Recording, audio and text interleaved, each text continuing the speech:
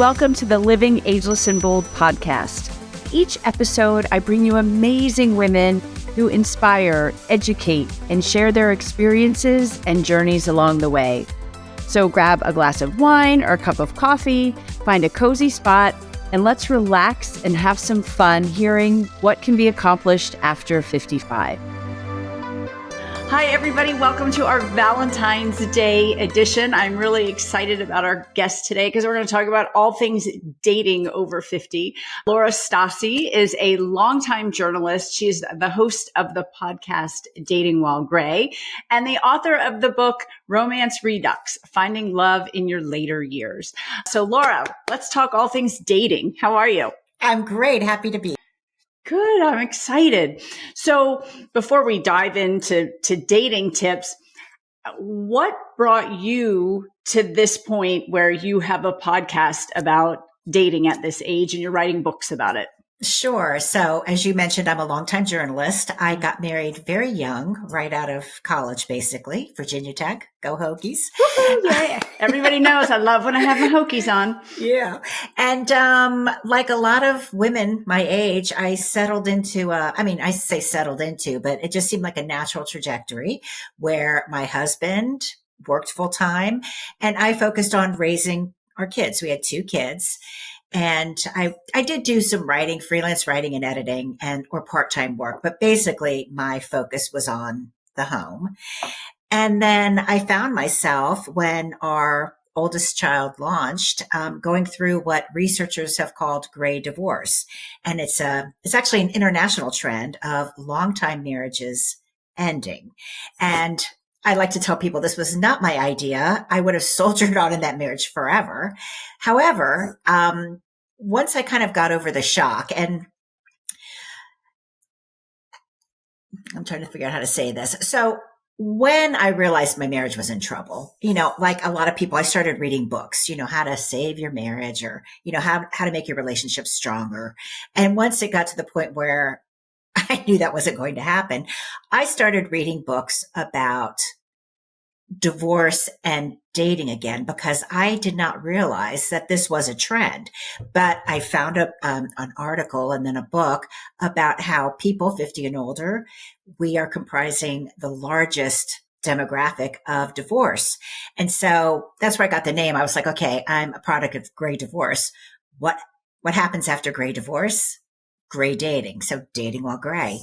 And as a journalist, I was curious, how are people our age finding love? And so that was sort of like my initial inquiry. I posted something on Facebook saying, hey, do you know someone who, maybe was widowed or who's never been married or got divorced? And, how are they finding romantic partners? And my initial thought was I was going to write a book about it. And do you want to hear? It's a long story. Well, so how long were you married? You're married a long time. Almost 30 years. Yeah. And it's a first marriage. And now some of the researchers will say the boomers, and I'm a younger boomer, I'm 64. And some of the researchers will say, well, the reason why the divorce rate is so high among longtime married people, boomers, is because one or both of us have had what they call starter first marriages. And so the thinking is if you've had a short first marriage, you're more likely to divorce again. Divorce becomes more familiar to you. However, that was not my case. Neither my husband nor I had been married before. And in doing research for the podcast, I'm finding more and more people were in long-time first marriages. And as the Gen Xers get older, some of them are in their 50s now, they're now experiencing divorce. And so I personally don't think it's just a boomer phenomenon, but we don't yet know what's going to happen, with the subsequent generations. And I'm just curious because I've been married almost 30 years. I just turned 58 and I'm like, I would do anything to keep the marriage because I can't imagine having to go out dating like that, and I want to talk about that, but that's just the thought of that. And being married for 30 years, you're pretty set in a routine and another person that inside and out. Sure. And the thought of not walking away, but having that end and that's such a huge part. That's like your whole adult life. You've been with that person. Exactly. And I have to tell you, you are expressing things I felt and things I heard every day. And I guess the question becomes, how good is your relationship? And my mind has gone so many different places with this topic because as I said, I would have soldiered on in this marriage forever thinking, okay, it's fixable and, why not stick it out? But you can't make somebody stick something out that they don't want to stick out. And also, I think a lot of women think, okay, this is good enough. There's no abuse or there's no, if that's the case, so why not stay married? Well, if that's a choice you're making, an active choice, I think that's fine. But I don't think I've come to learn and believe that don't stay in a marriage because you might be afraid of being on your own, or you might be afraid you'll never find someone because, as I've learned, people learn, we all need to, at some point in our lives, we all need to learn how to be on our own financially, emotionally, regardless of what our marital status is. But, and then if we want to find new love after a certain age, we don't want to look around for someone to complete us. As I say, I just really can't stand that because I'm a whole person. Why would I want a half person to come into my life and me complete them? Right. And I saw that on your website, that Jerry Maguire, you complete me. What do you say? That's nonsense. I do. I mean, I'm sorry. It's just a line in a movie, right? Oh, it's so true. Yeah. So let's talk about your journey a little bit. So and I know so many women like you raised your kids. That's what you did. You focused on your immediate family, and like me, you did the things around your kids. They're probably their sports, their activities. Those were your friends. And so then the kids leave and the marriage falls apart. What did you, Laura, do next? Wow. Okay. Everybody has a different journey. Yeah. And I think the Golden Bachelor and Golden Bachelorette, they've ruined that word journey for me. But I have questions about that too, but we'll get to that. I want to hear your story first. Yes. So for me, what really helped, because I had gotten married at a very young age, I was not even 23.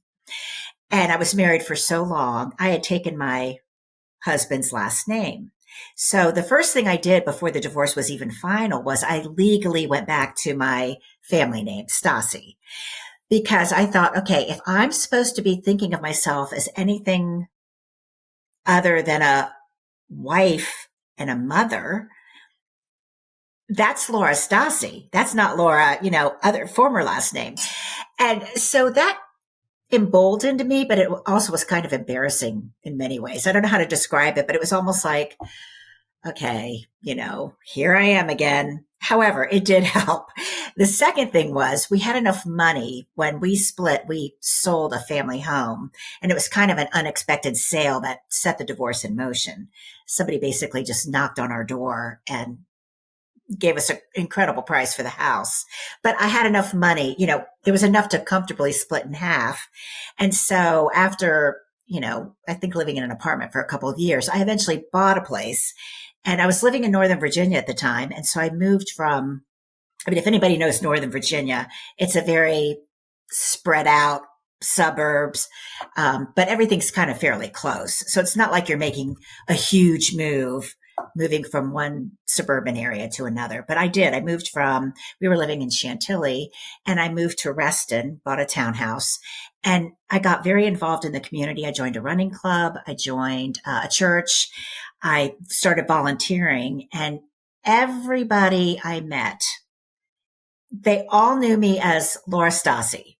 Nobody had ever known who I was before.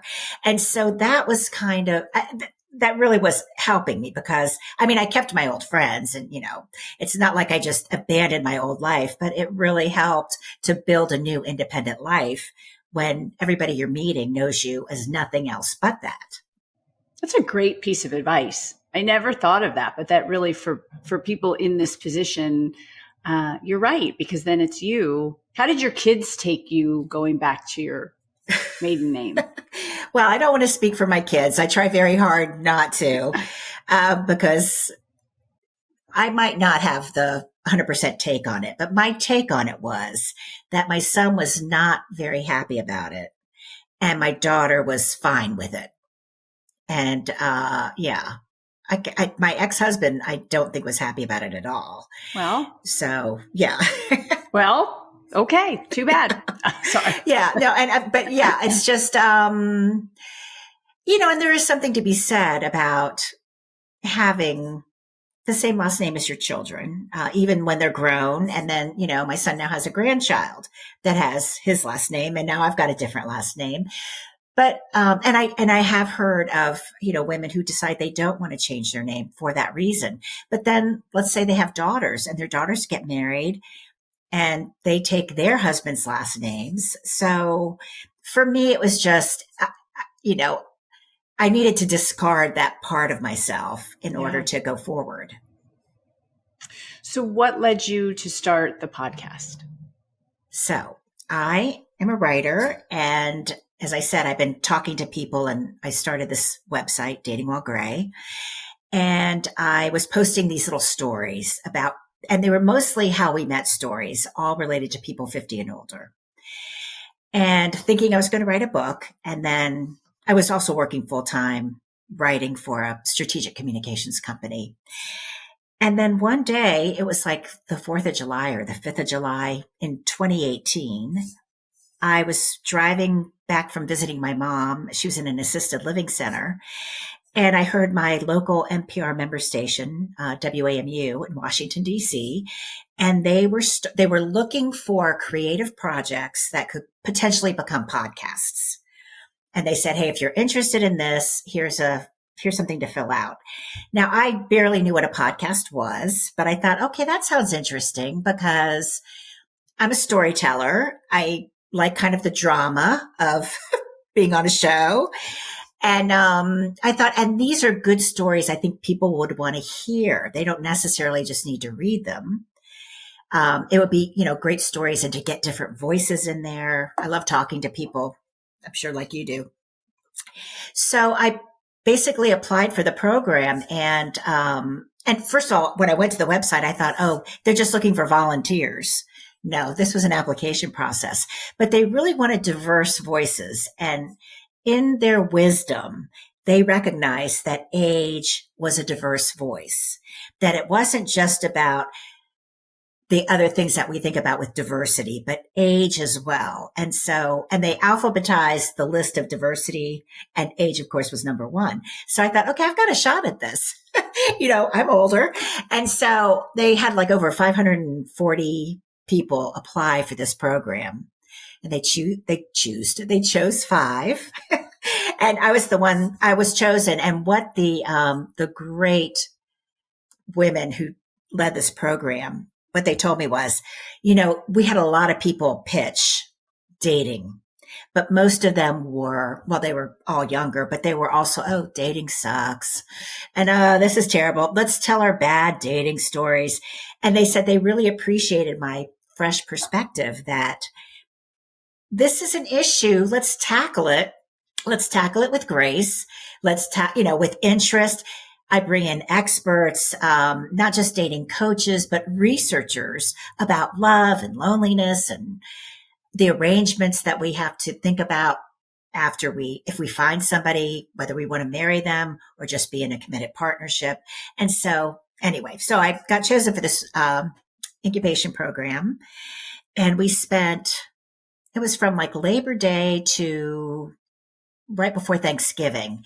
Once a week, we'd all go in. There were 4 other ones, and nobody was a professional storyteller. There was a chef, and I can't remember all the other ones, but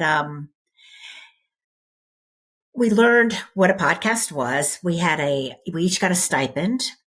Some contributor to WAMU, we each got a $2,500 stipend, and what that did was we bought equipment. They told us exactly what kind of microphones to buy, and then we learned how to use it. And the whole point of this program was we were going to come out of it with a 1-hour pilot episode that if we wanted to, we could then continue to do on our own.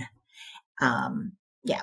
But after I ended up going to contract with WAMU. So I don't know if there was a winner, but I was the one who they chose Oh, to. call yourself the winner. Flora, you won. You won I'm big. a winner. Yeah, it was great. I was like, oh. So, but again, that program ended in 2018 and Dating While Gray didn't launch until 2020. Okay. So there was still, everything's long and drawn out. Yeah. So let's talk about Dating While Gray. Yes. Are you dating?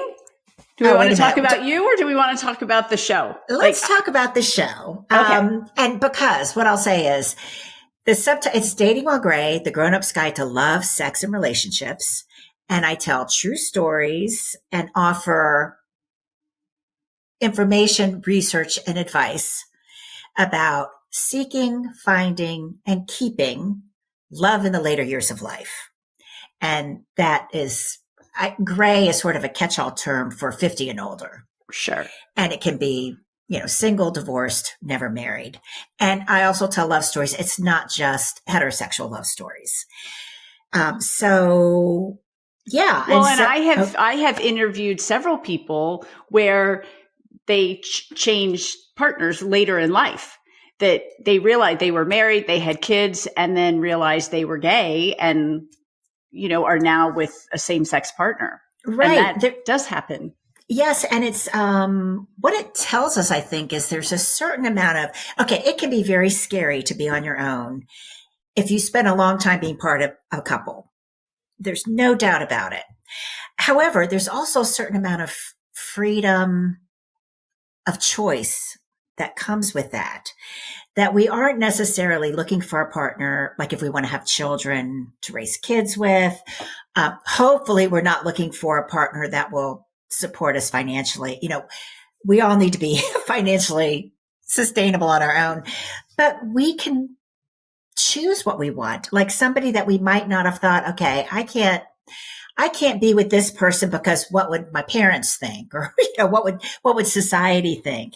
We can just decide what we want. And a lot of us don't want to be married.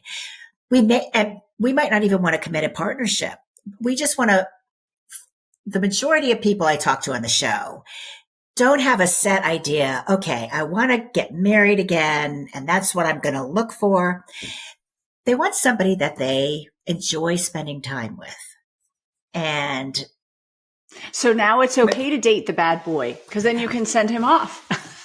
You can send him off, or you could just have a friends with benefits situation. Yeah. Or you can decide, I'm going to marry the bad boy, but I don't want to live with him 24/7. So he can stay in his place and you can stay in your place. You can date the bad boy from across the country. Thanks to online dating, you don't have to keep your parameters so narrow. So yeah, how popular is that, the dating or the marriage, but living apart? So it's a trend called living apart together, and it's a growing trend. Older couples, especially women, are leading the way in this trend. And you're either I guess the nut of it is you might be married or not, but you're in a committed partnership. But for various reasons, you don't want to leave your community. You have a job that you can't give up or don't want to give up. You have grown kids living with you, whatever it might be. So you don't spend 24/7 together. And I've talked to people, WAMU's Diane Ream, she talked to me for season 1 of the podcast. She got married, and her husband at the time lives in Florida and she lives in DC. So it's that much of a long distance or living apart together. Or I talked to this woman last year who they built a duplex and they live side by side. They're not married, but they're committed romantic partners in a duplex. Or you can have somebody in the same apartment building. So it just, Helen Fisher, she just recently passed away. She's a biological anthropologist and she studied the science of love. And she lived in, I think, Manhattan, and her husband lived in Brooklyn, and they would get together like for long weekends.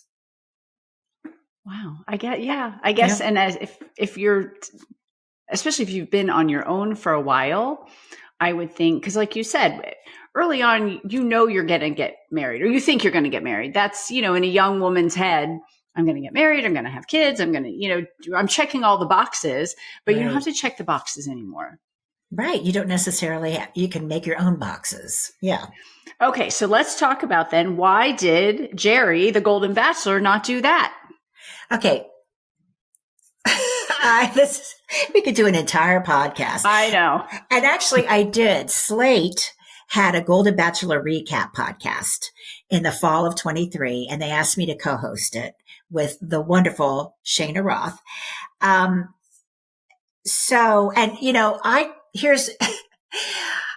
also did a follow-up Dating While Great podcast episode saying the problem with that was I was looking at a reality show to at least be rooted in a little bit of reality.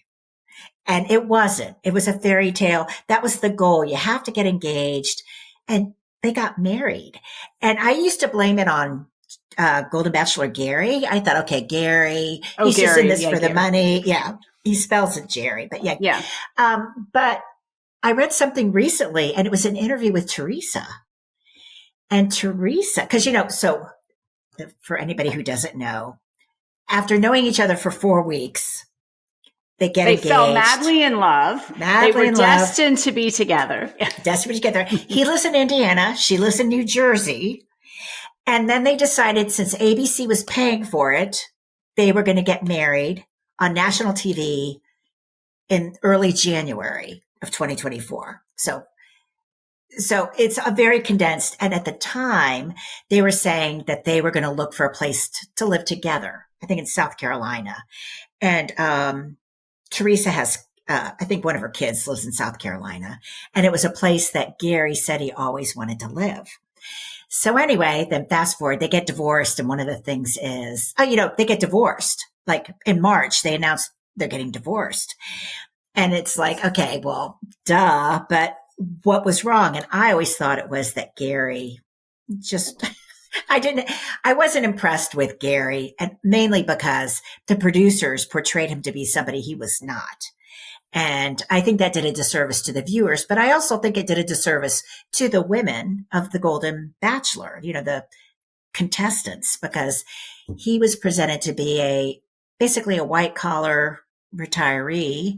And that wasn't necessarily true. There was nothing wrong with who he is, but that wasn't him. He wasn't this very wealthy retired businessman. But anyway, Teresa in a recent interview said Gary did want to we'll live 6 weeks here, 6 weeks there, go back and forth. And Teresa didn't want to do it. She said she wanted to have a house with somebody where they could make decorating decisions together. And so clearly something people should have thought about before you actually marry somebody. But yeah. But right. Yeah, it would have been, why not? Why not at least, if you're going to why not just have a long engagement and then try to figure this stuff out? But why not try right. Yeah. I mean, it makes sense. But I think too, just talking about the Golden Bachelor, and yes, it's reality TV and we all know that, but I think the popularity of it really helped people see that people over 50, 60, 70, still date. They still have sex. They still they're still vibrant humans. We don't just shrivel up and die, socially when we hit 60. Correct. I will give you that. However, I'm not sure it did a complete service to older daters. On the one hand, it did bring older daters into the spotlight. However, but it painted a very unrealistic picture, I think. And actually, I think the Bachelor franchise altogether paints a very unrealistic picture. We all want this quote, happily ever after. And that's supposedly an end point, and that should be the beginning of your journey. Do you know what I mean? If you're going to get married or otherwise be in a committed relationship, does all the work stop there? No. Those of us, it goes on. And I'll tell you, have you caught any of Later Daters on Netflix? No, I haven't. I think it's so much of a It's a better show, more realistic. It's by Michelle Obama's production company. Okay. So somebody who knows, about older relationships. And the premise of that one is they went to, that's another thing. They went to one town. So you don't bring people in, to all live together in a mansion. Right. And they followed like 5 or 6 daters. And they had a dating coach come in and talk to them about what they wanted or what they were interested in. But you saw the daters, each of the daters in their own spaces. And then you saw them on the dates. And then they got, their kids or the dating coach debriefed them. But to me, that was far more realistic about dating than, hey, let's all gather in a mansion. That's not real, Laura. When you sip champagne and wear sexy clothes 24/7 and everyone. I would have to say, if I had to, I would say, The Bachelor, Bachelorette, Golden, whatever you want to call them, they're all game shows. It's basically a game show instead of a reality TV show. Right. So all of this aside, let's get back to real life dating. This is our Valentine's episode. What's some advice that you would give if somebody's listening or watching that is just entering the dating while gray era? Space. Whether they're, they've lost a spouse or divorced, what's your best top 3 tips for, like you said, finding where do you date? Do you go to the online apps? Do you go? Yeah. Well, I would say this. And I've talked to researchers on the show, very learned, important people. And according to their studies, online dating apps, that is the number one way we're all finding people. And I find that so hard to believe. Not that I doubt the validity of their research, but I would say this. I would say, however you choose to enter the dating space, whether it's online dating or, having your friends hook you up or try to set you up or, just opening your eyes. The number one thing is approach it with an attitude of, I want to meet new people. And so I'm interested in getting to know people, and perhaps they become a friend. Perhaps they become a romantic companion, or perhaps it's just someone you meet and, that's it. But I think if we have too many expectations on every encounter, I think it's going to set us up for failure or feeling very desperate. So that's my first tip. Whatever you choose, go at it with the attitude of, I'm meeting new people. And what a great thing that is. Instead of, I've got to find the one. The second thing is take everything you're hearing, even from me, with a grain of salt, because everybody thinks, like I heard an interview on, I think it was on the Modern Love podcast or one podcast, and it was about this young guy who was not having any success. And he said his father told him, why don't you just go and smile and say hi to people, say hi to everybody you meet. And this kid's response was, okay, Dad, this is old advice, or, this is not up to date advice. And I'm thinking, no, that's advice from somebody who hasn't dated since the 60s or 70s. And so just because somebody is in a partnership does not mean they understand what it means to be in a partnership, how to date or anything. And I would say the longer your relationship, maybe the less you know about dating in general. You might be an expert on your own experience. That doesn't mean you're an expert on, everybody's experience. So take everything with a grain of salt. The third thing is I have to give a plug, and this might sound very, opportunistic. I have to give a plug in for reunions, high school reunions, college reunions.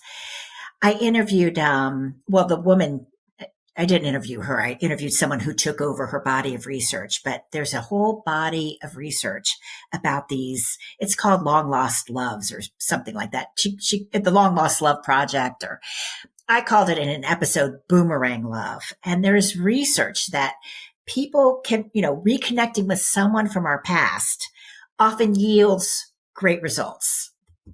We've actually had this conversation.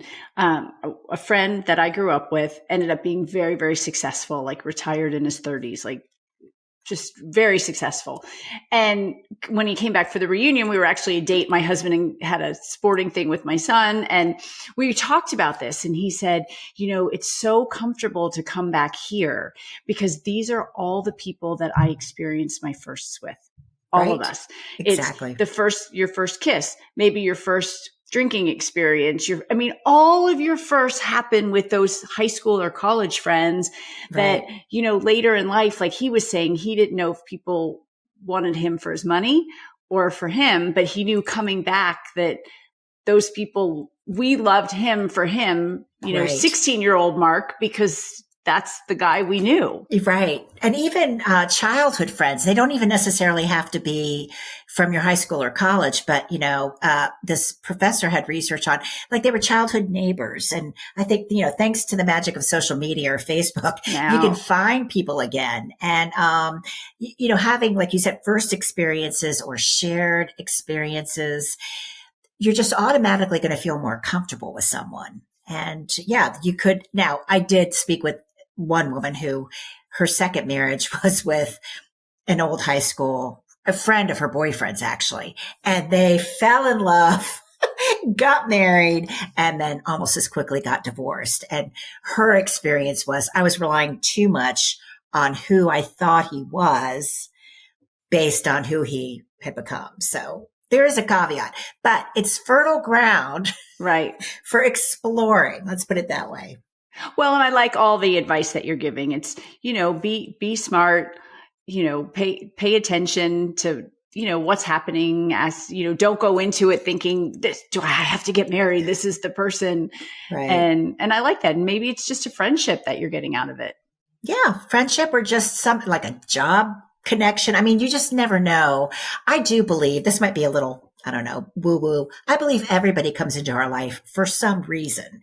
We may not understand what the reason is, but, or it might not become clear to us from the beginning. So, why not? Even if you just meet someone to know, what, I don't think, because I'm remembering back in my early online dating days, and there was this man, I can't remember what he did for a living, but he wanted to be a writer. He put his aspirational. And I was like, okay, but then as I read what he wrote and he posted these funny pictures, like he had this picture of his bar cart and it had like this fancy drink. And then next to it was an open jar of peanut butter with a knife stuck in it. And he had captioned the photo dinner. Oh. I just thought, okay, that's funny. Yeah. But yeah, I mean, I guess my point of telling that, okay, I thought, okay, this guy's probably really charming and funny and and then he was just such a ghoster. I mean, he would make plans to meet and then he would cancel. And then I finally said, forget it. And then I actually ran into him on another site and he was like, oh yeah, I forgot. Oh, and but anyway. Yeah. Ladies, it happens at all stages of life. Yes, absolutely. Go with your gut. Always say that. If it doesn't feel right, go with your gut. Go with your gut. But I would say, and again, everything I say is based on everybody I've spoken with. I speak with so many people or they write me emails. Go with your gut, but give a little bit of grace sometimes. If it's not going to cost you your safety or your health, maybe sometimes second guess your gut or be open-minded enough. Besides the podcast, I also write a newsletter. And I remember one period so vividly. It was this summer. Cause I was like, go with your gut. I very much make snap decisions because I know people and, blah, blah, blah. And I was listening to a podcast and it was, Peggy Seeger, who's a step sibling, I think, of Pete Seeger.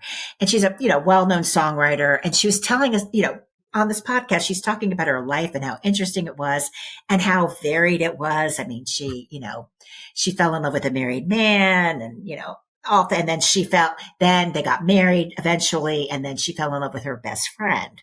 But it was somewhere about hearing this long, fascinating story. I thought, you know what? I'm going to be open to second chances. I'm not going to just automatically one and done. I'm going to give you the universal you, anybody I encounter. I'm going to open my eyes maybe one more time to whatever possibilities there might be, instead of just saying, no, once this, always this. So, but generally good advice. Trust your gut.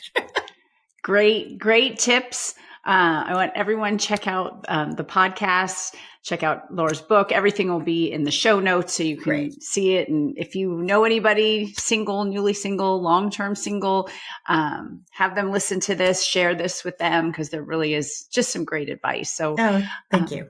And Laura, I ask my guests the same questions at the end of every episode. What is the greatest thing you've accomplished since you turned 50? Well, I hate to sound like a broken record, but it was definitely starting this podcast, because as I said, I had no idea what a podcast was. And just, by starting the podcast and partnering with WAMU and then another NPR member station and then independent since 2023, I've learned what a trademark is. I, trademarked my IP, started my own business, learned enough about how to make a podcast, could hire a producer, doing the research and writing. And I've put something out there that people have responded to, which is very gratifying. Yeah, that's awesome. And congratulations on it. Thank you. Great. Thank you. And then where do you see yourself in 10 years? Oh, that is a hard question, because on the one hand, I do want to live day to day. So I really don't want to think about too far out. Hopefully. Okay. So in 10 years, I will be 74 years old. I would like to still be working. I would like to have my health. I would like it to not feel like, oh my gosh, I'm 74. Right now, that seems way out in the future. I already have a grandchild, and I hope for more grandchildren. And I want my kids to be happy and healthy. And yeah, who knows about my personal life? We'll see. Well, it's great. Thank you, Laura, so much. Happy Valentine's Day. Thank you. You too. And I appreciate all of it.